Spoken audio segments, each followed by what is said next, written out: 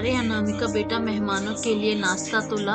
जी अम्मा, अभी लाई। मैं मेहमानों के सामने चाय और पकौड़े रखकर आ गई। वैसे तो अम्मा कभी मुझसे बहुत खास खुश नहीं रहती, पर आज बहुत खुश है। देवर जी का रिश्ता जो आया है।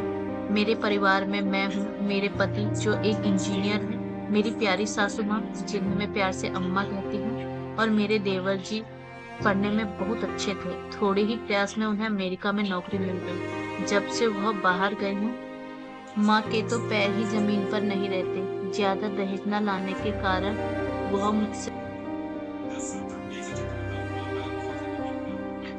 थोड़ा नाराज रहती है, पर आज मुझ पर भी प्यार की बातें बढ़ जाती हैं। बात उसके विलायती बेटे की शादी की जो है।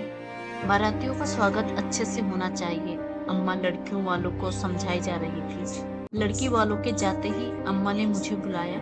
अरे बहू, जरा हर्ष को लड़की की फोटो भेज दे और बता दे उसकी बात पक्की कर दी है मैंने फोटो भेज दी। लड़की सुंदर थी। थोड़ी ही देर बाद देवर जी का फोन आया था। भाभी नहीं, मैं शादी नहीं कर सकता।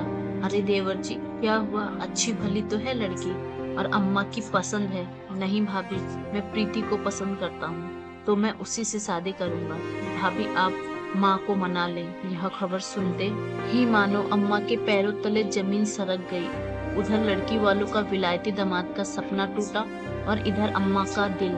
2 दिन तक तो अम्मा के हलक से निवाला ना उतरा। बगल वाली चाची ने उन्हें खूब समझाया। अरे अगर हर्ष की शादी करके वहीं गया तो क्या करेगी? इससे अच्छा है कि तुम मान जा। आखिर अम्मा ने बहुत ही मान मंडली के बाद उन्हें फोन करके बुला ही लिया, पर शर्त यह थी कि शादी गांव में ही होगी। देवर जी खुशी खुशी मान गए। मैं भी विलायती देवरानी पाकर खुश थी। ठीक 1 महीने बाद देवर जी गांव आए। बेटे और होने वाली बहू की नजर उतारने को अम्मा बेकरार थी। अब मन ही मन उसे बहू मान ही लिया था। दरवाजे की ओर से मैंने देखा तो देवर जी एक सुंदर गोरे लड़के के साथ चले आ रहे थे। शायद वह लड़की का भाई था। अम्मा ने लपक कर उसकी नजर उतारी और पूछा, बहू कहाँ है? अरे अनामिका, जा देख, बहू गाड़ी में है क्या? उसे उतार ला। अब क्या शर्माना, अब तो इसी घर में आना है। मैं आगे बढ़ ही रही थी कि देवर जी ने टोका। अरे माँ, यह तुम क्या कह रही हो? यही तो प्रीति जेनिफर है जिससे मैं शादी करना चाहता हूँ। अम्मा के सर पर तो मानो किसी ने परमाणु बम फोड़ दिया हो, और मैं भी हल्की मूंछों वाली देवरानी देखकर हैरान थी। प्रीति एक लड़का भी हो सकता है, यह मैंने सोचा न था, पर यह सच था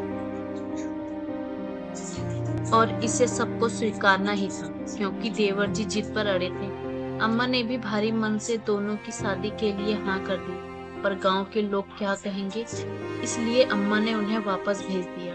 वापस जाकर उन्होंने वहां कोर्ट मैरिज कर ली। अम्मा के मन में टीस तो रहती ही है, पर अपने बेटे के लिए खुश भी है। और वह अम्मा जो मुझसे खफा रहती थी, अब मैं उनकी लाडली बहू हूँ। क्यों? यह तो आप समझ ही गए होंगे। दोस्तों, ऐसी कहानी सुनने के लिए हमारे चैनल को लाइक करें, शेयर करें, सब्सक्राइब करें। Thank you so much.